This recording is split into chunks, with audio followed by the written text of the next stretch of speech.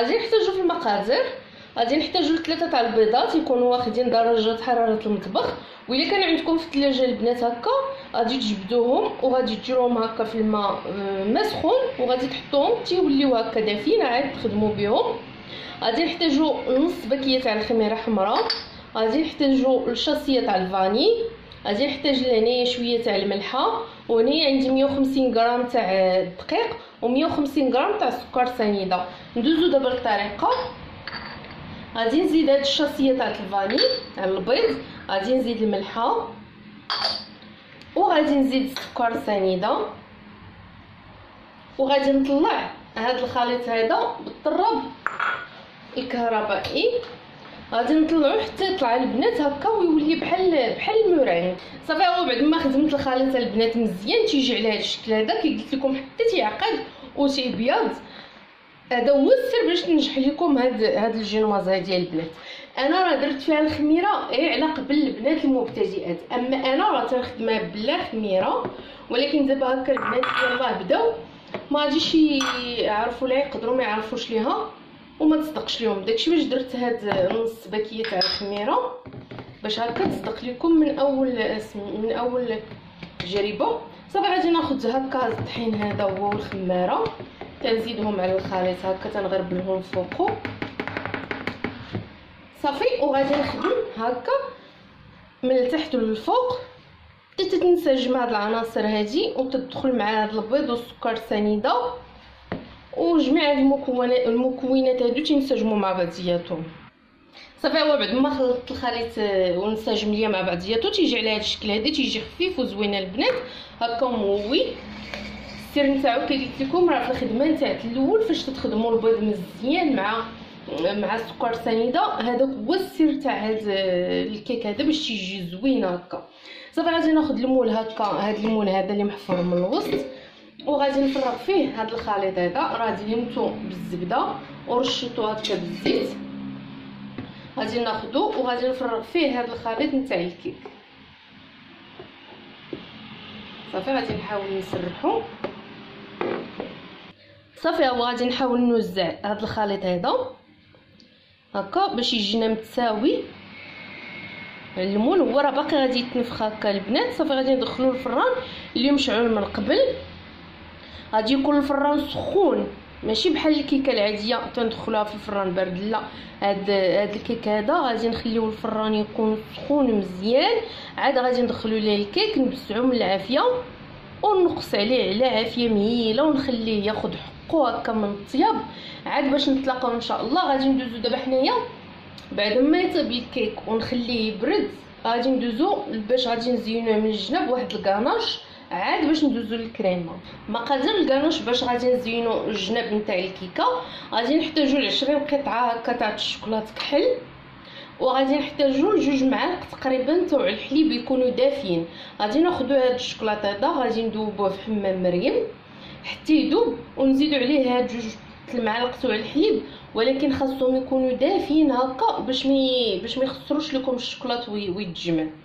صافي غادي ندوز انا ندوبو ونخلي الكيك تيبرد ونرجعوا ان شاء الله باش نزينوه هكا من الجناب. صافي هو الكيك بعد ما طاب تيجي على هذا الشكل هذا، راه ساهل البنات باش تحيد هكا من المول، تيكون زوين بزاف وهكا من التحت تيجي محمر، تيجي رائع هكا وخفيف داير بحال الطونجه البنات.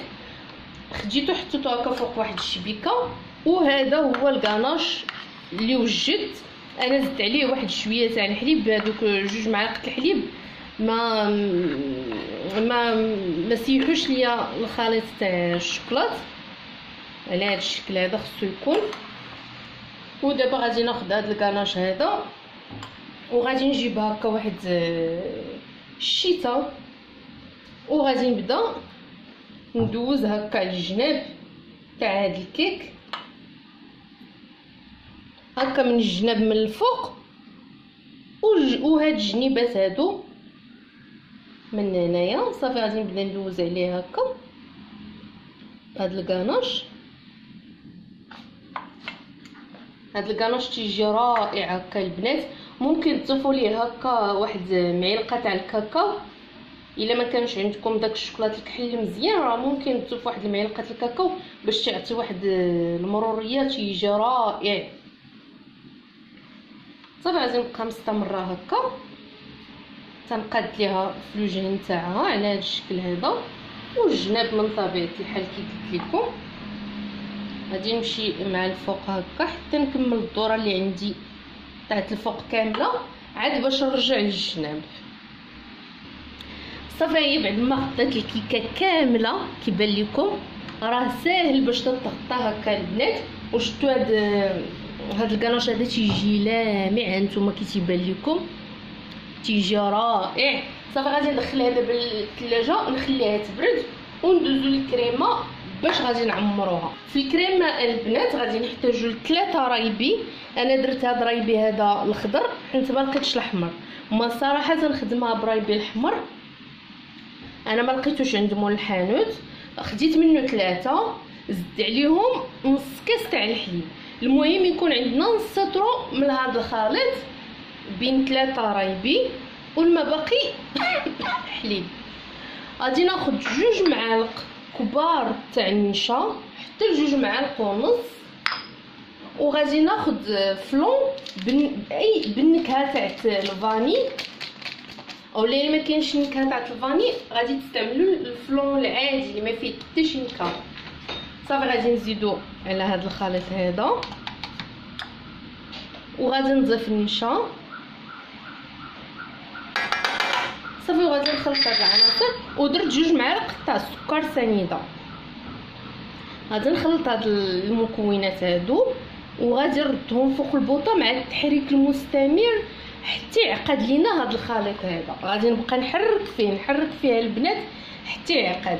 اما بالنسبه للبنات نسيت ما قلت لكمش، بالنسبه للبنات اللي ما عندهمش هاد المول هذا اللي هو المول العجيب وغيبغيو يخدموا هاد الكيكه هادي، غادي ديروا نفس المقادير وغادي ديروهم في مول دائري عادي.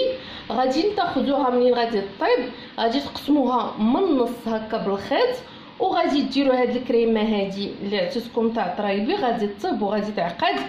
غادي تعمروا بها الوسط نتاع الكيك وغادي غادي تغطيو بالطبقه الاخرى نتاع الكيك وغادي تخويو فوق هاد الكاناش هذا. هاد الكاناش غتغطيو به الكيكه الدائريه كامله حتى هي راه كتجي زوينه. ومن بعد غادي تزوقوها هكا بخطوط تاع الشوكولات ما بين الابيض والكحل مخلطين دايبين وهكا بشي بلاستيكه او لا قمع غادي تبداو تتزوقوها. انا غادي ناخذ هاد الكريمه هادي دابا كي قلت لكم نديرها فوق البوطه مع وغادي نبقى نحركها مزيان حتى تعقد ونرجعوا ان شاء الله باش نكملوا. صافي هي بعد ما عقدت لي الكريمه تجي على هاد الشكل هذا خليتها هكا واحد شويه حتى تدفى. صافي وغادي نجيب الكيك اللي عندي وغادي نفرغ فيه هاد الكريمه هادي في الوسط نتاعو. تجي ريحه هاد الكريمه رائعه البنات. هكا تنتمنى تجربوا هاد الوصفه هادي وتنال الاعجاب ديالكم. وإلا عجبتكم من طبيعه الحال الوصفه تاع اليوم ما تنساوش تدعمونا هكا البنات بلي لايك وبارطاج الفيديو. وكيف ما ديما دائما تنقول لكم شكرا بزاف للبنات اللي تخليو لي هكا تعاليق زوينين، تنقول لهم شكرا بزاف. ما تنساوش كذلك تزوروا الصفحه اللي على الفيسبوك اللي هي شيوات مريم والانستغرام البنات اللي هو العبار مريم. ودابا غادي ندخل هذا الكيك هذا هكا للثلاجه حتى يبرد. ممكن تقدموه هكا البنات كيف ما ممكن تفننوه هكا في التزيين تاعو تيبقى لكم نتوما الاختيار. انا غادي نخليه حتى يبرد وغادي نزينو هكا بخطوط من الشوكولا اللي مخلط ما بين الابيض والكحل باش يجي بحال ميريندينا. تعرفوا هذيك الزواخه نتاع ميريندينا غادي ندير عليها هكا من الجنيبات. غادي ندخلو دابا للثلاجه حتى يبرد ان شاء الله عاد نزوقو وندوزو باش نشوفوا الشكل النهائي تاع هاد الكيكه البنات. هذا هو الشكل النهائي تاع الكيك بعد ما خرجته من الثلاجه. تيجي على هذا الشكل هذا، تيجي واحد الكيكه البنات ما نقولش لكم خفيف بحال القطن وبهذاك الكاناش الرائع وبهذاك الكريمه اللي بالمذاق نتاع لافوكا ما نقولش لكم كي تيجي البنات ما شهيتكم فيه. تنتمنى هكا تجربوه وين الاعجاب ديالكم كي قلت لكم. وهكا زينته بخطوط من الشوكولات اللي بشويه فيه كحل وشويه ابيض تاع هذا اللون هذا، تيجي بحال الشكل تاع ميريندينا. وزوقته هكا بواحد هكا واحد العشيش من الجنب تاع الكراميل اللي شديته ودوبته ودرتو في المول نتاع السيليكون بومبي، وعطاني هذا الشكل هذا زوين بزاف. تيبقى تزين على حسب الاختيار ديالكم، ممكن تزينوه هكا بالفريز من الوسط اولا هكا طريفه الفواكه اولا تخليوه غير هكاك تزين، تيبقى على حسب الاختيار تاعكم البنات. كي تنقول لكم دائما وإلا بغيتوا هكا بزاف تاع هاد الاقتراحات هادو حطوا لي في التعاليق الا تبغيو هكا اقتراحات اللي ساهلين وخفاف وفي نفس الوقت زوينين وبريستيج، حطوا لي في التعاليق ان شاء الله نحطهم لكم. ولا تبغيو نحط لكم ان شاء الله ميريندينا الاصليه اللي تتباع في الحانوت، خليو لي في التعاليق ونحطها لكم ان شاء الله السيمانه الجايه. وبالصحه والراحه البنات.